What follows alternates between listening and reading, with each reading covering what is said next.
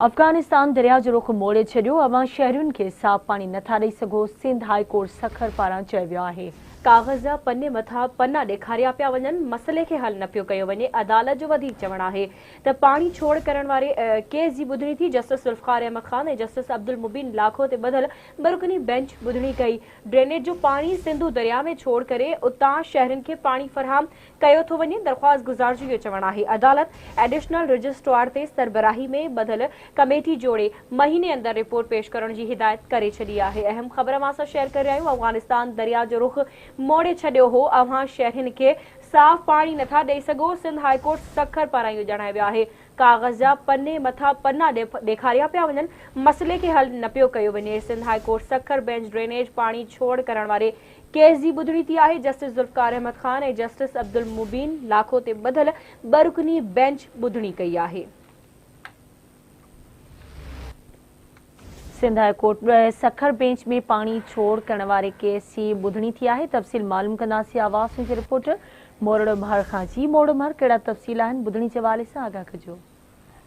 जी बिल्कुल, Sindh high court Sukkur शहर जो ड्रेनेज जो पानी है वो सिंधु दरिया में छोड़ करण ऐं उतां शहरनि खे पानी फराहम करण वारे मामले बाबत जो है एडिशनल रजिस्ट्रार जे सरबराही में कमेटी जोड़े छड़ी है। वकील बाबर लगारी जे तरफा सखर शहर जे ड्रेनेज जो पानी सिंधु दरिया में सिधो छोड़ करण ऐं शहरनि के सिंधु दरिया में ही उतां पानी पीअण लाइ फराहम करण बाबत जो है दाख़िल करायल दरख़्वास्त जी Sindh high court Sukkur bench जे जस्टिस ज़ुल्फ़िकार अहमद ख़ान ऐं जस्टिस अब्दुल मुबीन लाखो ते ॿधल बरुकनी बेंच ॿुधणी कई। ॿुधणीअ दौरान डीसी Sukkur MB Raja Dharejo public health municipal अमलदार chief engineer Sukkur barrage Mansoor Memon ऐं ॿिया जेके अमलदार आहिनि वास्तेदार उहे पेश थिया। उन दौरान दरख़्वास्त गुज़ार वकील अदालत के ॿुधायो त सखर इंतज़ामिया शहर जे ड्रेनेज जो गंदो पानी है वो सिंधु दरिया में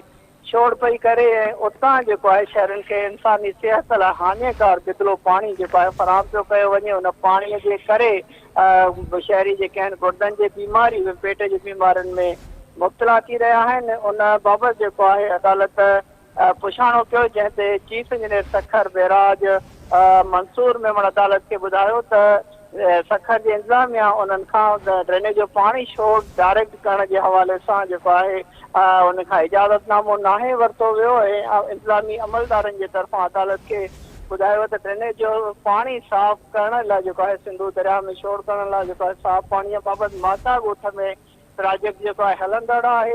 2 सालनि दौरान जो वो प्रोजेक्ट है पर उन्हनि खे फंड घटि मिलनि था। उनजे करे है उन में टाइम पीरियड लगी सके तो जैसे अदालत के तरफा ये रिमार्क ॾिना विया त अफगानिस्तान के तरफा दरिया जो रुख मोड़े छॾियो। अवां शहरनि के साफ़ पानी है वो फराहम न पिया करे सघो। सिर्फ़ कागज़नि जा पन्ने मथां पन्ना ॾेखारियो पिया, रिपोर्टूं पेश कयूं पियूं वञनि पर शहरनि के पानी फराहम न पियो कयो वञे। अदालत के तरफा हाईकोर्ट के एडिशनल रजिस्ट्रार के सरबराही में वकीलनि इंतज़ामी अमलदारनि ते हिकिड़ी कमेटी जोड़ी है जेके हुकुम ॾिनो वियो आहे त महीने के अंदर सिंधु दरिया में है ड्रेनेज जो पानी छोड़ पियो थिए ऐं शहरनि के पीअण जो उतां पानी फराहम पियो कयो वञे। या जेको प्रोजेक्ट है उन बाबति सॼी जेका रिपोर्ट है उहा अदालत ॾे।